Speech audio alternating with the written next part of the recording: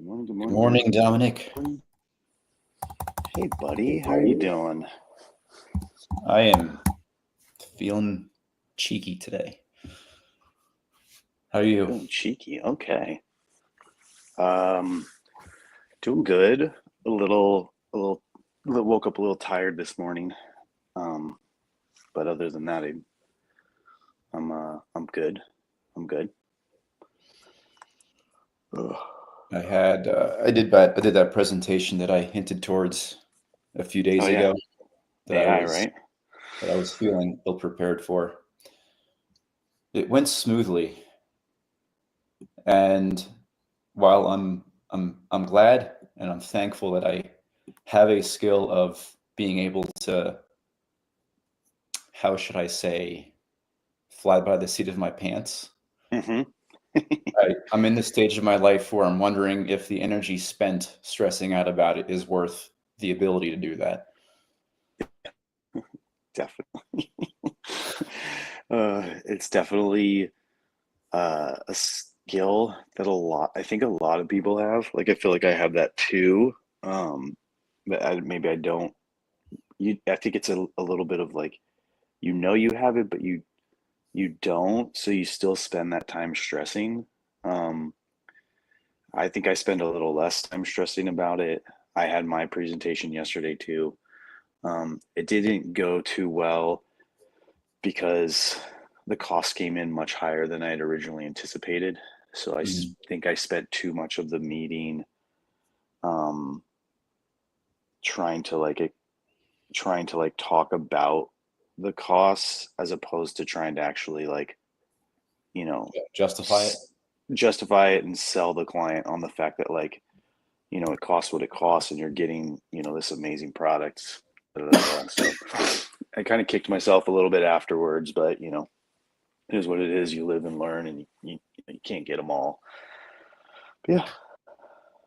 Yeah, it's like the one-off times when it goes bad. Like those are the ones that we remember, right? Like the times Yeah. when like you flub it, not Hmm. the ones that like go really well. And here's what I can attribute to meeting with you in the morning is when we're talking, I think one of the skills that we consistently practice is being able to like take these little detours on topics and just like practicing the act of speaking at length at Yeah. something.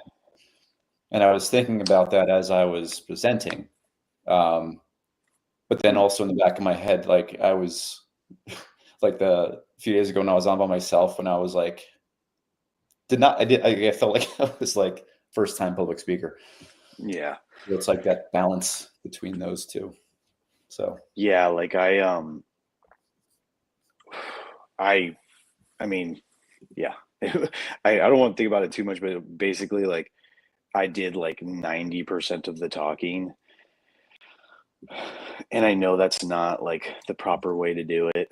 Um, but sometimes it's just like even in this room it's different, but it is like you're saying, like when I'm alone in this room, that's how it feels. It's like the dead space of like no one else talking. Um, it is nobody's hard to it's it's like hard to nobody's give the talking, but everybody's yeah, judging. yeah. And it was hard for me to give the clients like space to like think about what I'm saying or like ask them, I don't know. I'm still very new at it. Like this is probably only Hey Dom, give me probably one only the second. fourth job We're I've back. sold myself. Yeah, no worries. Good morning, David. Dogs on the couch and in the room. Good morning. Good morning. Who else is here? Dom in the garage. Yep, I'm back in the garage today. I came home yesterday. My wife had book club, which is once a month. They read a book. She does not like reading, so she does it on Audible, and she kind of just binges it in the last couple of days. Um, but that's with our little friend group, and she had a good time. As far as I know, by the time she got home, I was asleep. So I came home early, got to pick my daughter up from middle school, came home, took a shower. and then my son and I went into the jacuzzi, we went on a walk actually first. We walked the dog, watched the sunset, went in the jacuzzi, and then he and I went to the high school where my daughter was cheerleading for the girls varsity basketball game, and they're in like the CIF right now, I believe, and they're just destroying. Um, these girls have crazy skill. Some of the stuff they do, I watch, and I'm like, I could just see like it happening. But yeah, it was a cool game, and then yeah, kind of a late night for me. Not normally up till 9:30, but little man would not sleep without his mom until he eventually just passed out. I think I passed out too. But yeah, it was a good evening, a good Wednesday. I worked half a day, then went home, and then did my presentation from home while Amy took the kids to the dentist. So solid day. Then today, I think what I'll do is just hang out in the garage for a little bit, say good morning to all the wife and kids, and then I'll head off to work and may or may not work tomorrow. But Sorry, dog's cramping my style. how close is her office to your office to where the dogs have to go out? Slightly inconveniently. Yeah, I was gonna say because normally like you could see them in the view scratching the door. Is that because your mom's in that room or? No, it's warmer up here. It's like our Mm, basement is like Arctic. Like I yeah, have yeah, yeah, yeah. space here beneath my desk if I'm down there. Gotcha. I'll return in the spring, like a hibernating bear. So does that mean you're not doing your like Jason studio art time right now because it's too Um, cold down there? Sometimes, yeah, because the temperature affects materials. Like, I Mm-hmm. just got this really awesome print press that I'm testing out for my school that I got donated from another school. And the inks that I use are oil based. And if it's cold out, it's like it doesn't print as well. Okay. And I have a resin 3D printer that like is fun, but when it's cold, like it doesn't like Interesting. the things that are made are very brittle. So yeah, it's an exercise in what would that be called? Physics, temperature, whatever. The seasonal effects. Yeah. Well, shall we dive into the reading all about rich Yeah, kids? let's talk about rich versus wealth. Yeah. What is your experience growing up? When I was reading this, I was more thinking about growing up and trying to think of like friends or acquaintances that I would have considered rich growing up. And I don't think I knew a whole lot, or at least if I did, it wasn't very obvious, except for maybe like two where I could, after I learned about like, the money part of the wealth, I could attribute like some of their characteristics to that. But for the most part, it wasn't really anything overarching. There was no like real like the stereotypical like snotty rich kid. I'm sure there were, but Yeah. not a whole lot of experience. How about you? Um, Similar, but I think it was like I don't think it was like the stereotypical or like what's portrayed in the movies as far as like snotty rich kids showing off and everything like that. But there was definitely um, a, a class difference where I went to school in high school because like we lived in more of like a middle class or slightly upper middle class neighborhood, and then right next door was more of a the upper class like high end homes, and that's actually where I am continuing to build homes. Mm. So there was definitely some of those, kids that walked around with all the fancy stuff and had really nice cars like when they turned 16 versus like me like getting like the hand me down car that was barely 2 years younger than I was, that my mom had been driving for many years. Good morning, little lady. Say hey, Dom. Hi. Yeah, 16 driving. That's when that's when the difference in like money I started noticing. Like the first thing that I remember hearing from somebody is it was a girl who said, I overheard, if my parents get me a Sebring, I'm gonna move out. That was the first instance of the difference of what's what I'm trying to look for, world outlooks. Like, Yeah. I got a pretty nice Mazda Protege with that I was like in love with. It was like a stick shift. It was great. I mean, Ryan both drove it into the ground. Sorry, Dad. But what I do remember most is are the families that were like just solid family units. That's what sticks out to me the most. Like, I had some friends who, like, didn't have the best relationship with their parents, but I also had friends who, just had a really solid, you could just tell that, like, they were close. And like, I feel like I'm swimming in that wealth, and I'm really grateful for that, especially this kid right here. And, just like the fact that we meet these mornings and we can reflect on that has really helped me acknowledge that more in different ways than just knowing it. And hopefully the money will follow sometime.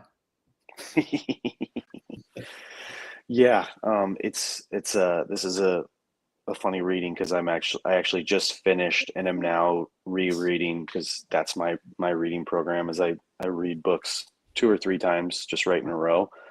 So I just finished reading, and I just restarted the book called Rich Dad Poor Dad. It's like a 20 plus year old book that my dad actually really tried to get me to read in high school. And I was like, no, Dad, like get, like I just had that, weird relationship with him where I didn't like it when he was telling me to do stuff. Funny enough, it's his birthday today, so happy birthday, Dad. I'll shoot him a message, call him later today. But so I'm reading that book, and it was very much detailing the difference between rich and wealth. And it's something I think Ryan Holiday has talked about before, the difference between just having money and what you can buy, and, going, the difference between leveraging yourself so you look rich versus, like all of that just being superficial, like stuff that you don't remember on your deathbed, like the cars you had or whatever, versus like true wealth being, time, like spending your time with the important people, spending your time on important tasks, or charities, or like giving something back to the world. Like I like to think that I'm getting paid to build these homes for people, but they're homes that people and families are going to enjoy. And the household memories of kids growing up in the houses that I build is an important part of my business, even though I don't necessarily get to see that, because once the house is done, it's not too often that I come back.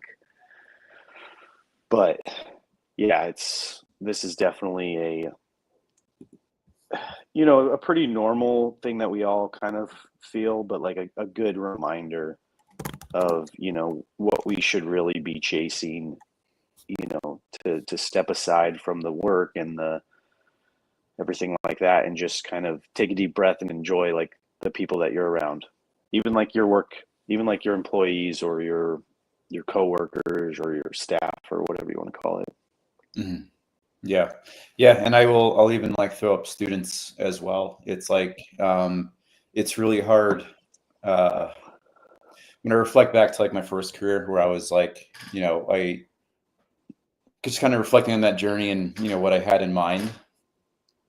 I was in like graphic design and advertising, and I don't think I ever really knew where I wanted to follow that. I liked making stuff and I liked having it seen. But in Yeah. retrospect, like I'm really thankful that I made that really, like that was a difficult switch to go from that to like teaching and that whole thing.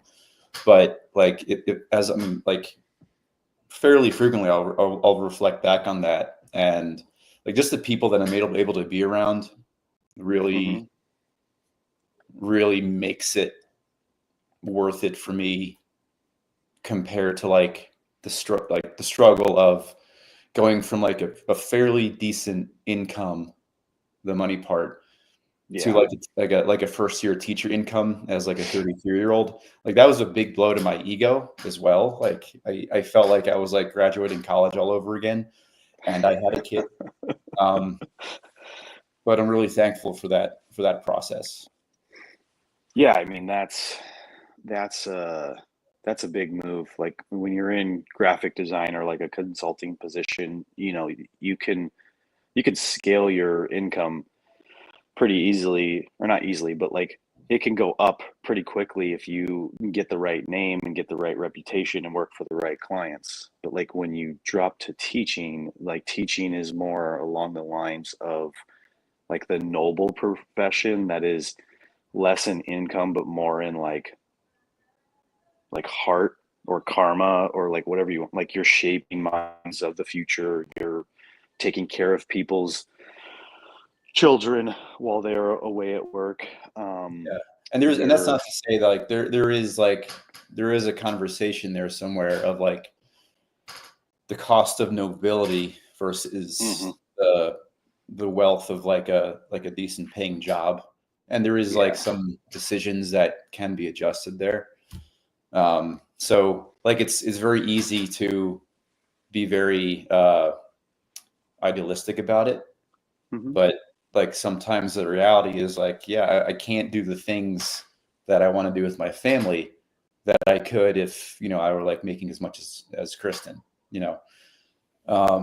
But that's like that's then like what am I trading off as far as like time with family? Like what the heck would my kids be doing in the summer if me and Kristen both had to work? Like those are Yeah. the things that are guiding my decisions in this particular time of my life. Um, but yeah, it's not that's not a resolved question in my head. I definitely go back and forth. At least once a year, I briefly explore like what other options I might Okay. have, Yeah. um, and I go back and forth sometimes. So Do you still feel good about like the teaching and like the how you're represented or how like how the I don't know what the word is. Like I have a friend that's in the community and he has really said a bunch of times that it's that teaching is very like the school system is very messed up and he feels like his hands are tied a lot of the times and so he struggles a lot with going in and out of the profession. Like I think he's gone in and out a couple of times already. I'm just curious what your take on was on that. I feel like I think we're in a pretty rock solid district, Yeah. Yeah. both as a teacher and a parent of kids in the district. I know I'm sure there's other opinions. It's like, just like there's like Glassdoor and websites like that. Like there also are, like Rate My Schools where you can Hmm. go and you can read all the crappy stuff about the the topical anecdotal experiences from Got it. students and parents. Yeah. But as far as like as far like I would say like if we're talking about all the stuff happening today with defunding of all these programs, you can it's like you can feel the fingers kind of coming in certain ways, but I'd say for the most part our district does a really great job of letting the teachers teach. Okay. And it's not like that everywhere. And, Yeah. I'm thankful for where I'm at for sure. I was going to say something else, but I forget. Did you want to define rich for David or talk about gratitude? Yeah, I'd say in my head, rich is, rich is like money. Rich is like just being able to be financially free and independent of like the worries that come along with how far you stretch a paycheck a month. Money can't buy you love and money can't buy you happiness, but you can rent the shit out of it is also an opinion that I share. Because, when we have like a really good month, like for example, we just did our taxes last month, and Kristen, we had an accountant do it for the past few years. But prior to that, we would always lose money, and then we like actually hire a professional, and then we would end up getting money. And like Kristen somehow cracked the code to whatever the accountant did. Kristen found those things out. So like, Okay, nice. and I really appreciate that she was able to have the focus to do that, because I feel like I would just kind of fumble through that. But when we have that stuff, it's like, yeah, you can make just that buffer of comfort financially. That's a great that's a great thing to be able to appreciate. And then wealth is like, we're healthy, our kids still like us. We do a really good job of managing and just like keeping our friends close, I think. So like those are the real things that I'm thankful for. Yeah. I What about you? it's definitely relationships and time. Like it's definitely, you know, being able to enjoy everything that we have going on. Enjoying friends, enjoying the people, in this space, the guys and gals that we get to hang out with here, our morning conversations. I find myself spending more time even in my, I think I've said this, like even in my working environment. Like I used to be very much a quick person. Like I would go in and out of job sites. I would go in and out of meetings. I would go in and out of conversations on the phone really quickly.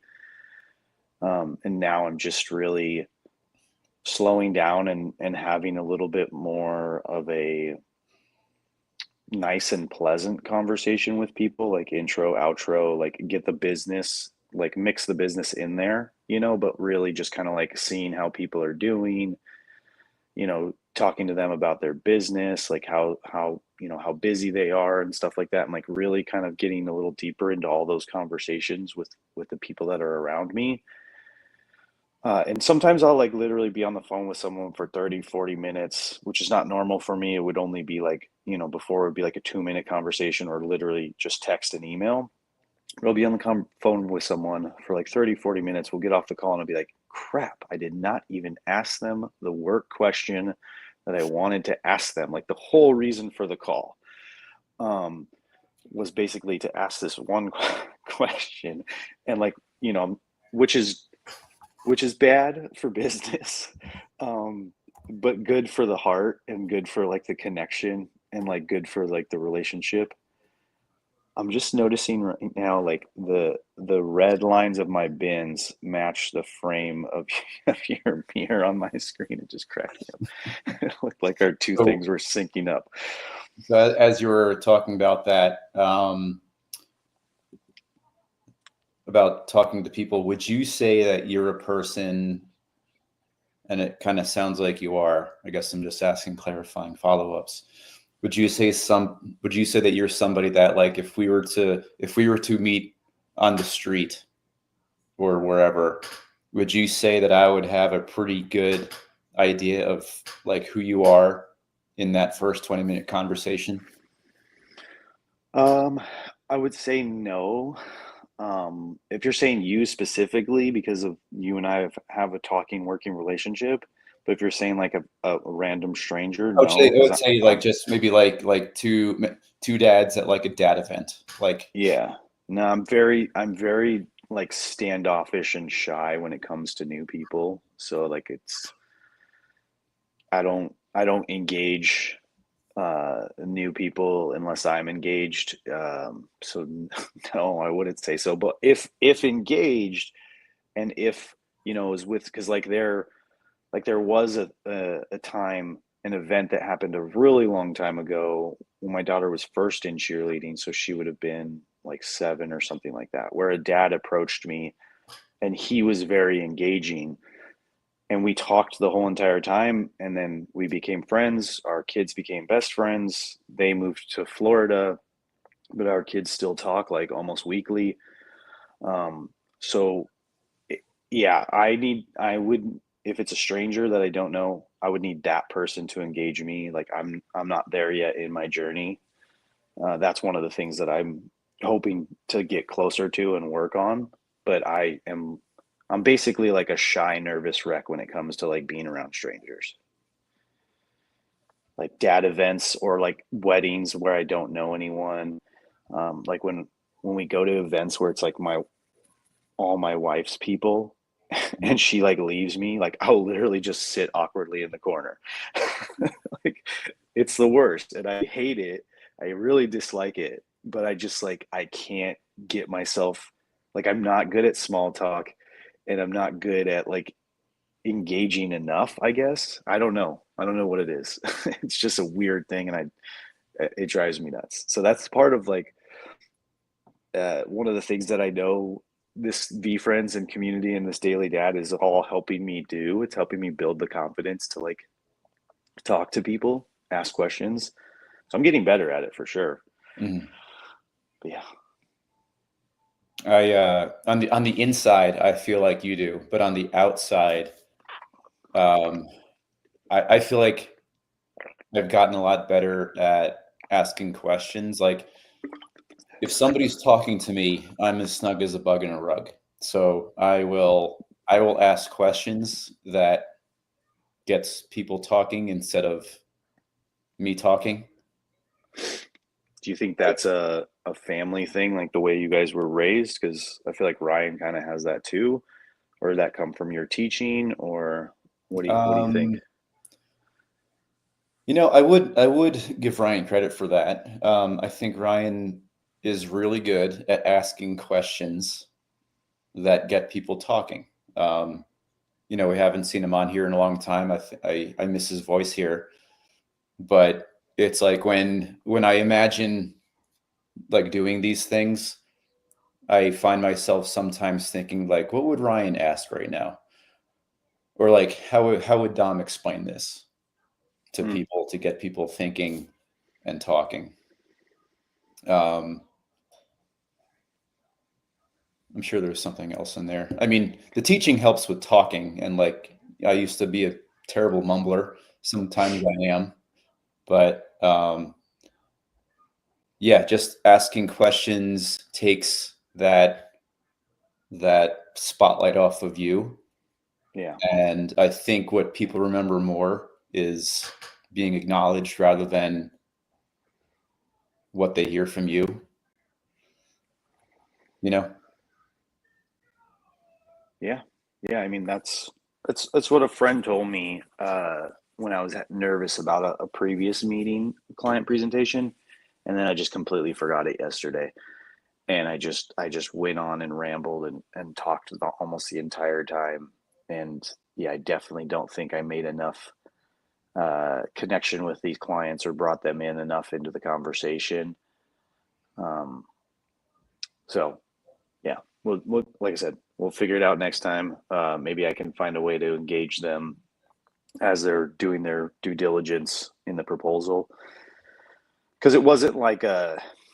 It's such a big proposal that it's not like a. There's no like sell or ask at the end of it. It's not like, okay, so are we doing this thing? You want to sign the papers? There's other people bidding. they got to get the bids from the other people. Most people, I put them side by side, compare them, ask questions. It's kind of like usually it's like 3 more weeks of processing before I hear anything. Yeah. So to wrap that all back up to the wealth, I think maybe where I might have been going with that, or maybe I'm totally making this up right now, so it sounds better, is the way that I foster those relationships that make me feel wealthy is by learning more about people rather than having them learn about me. Yeah. That's what I asked that first question, is like, how do you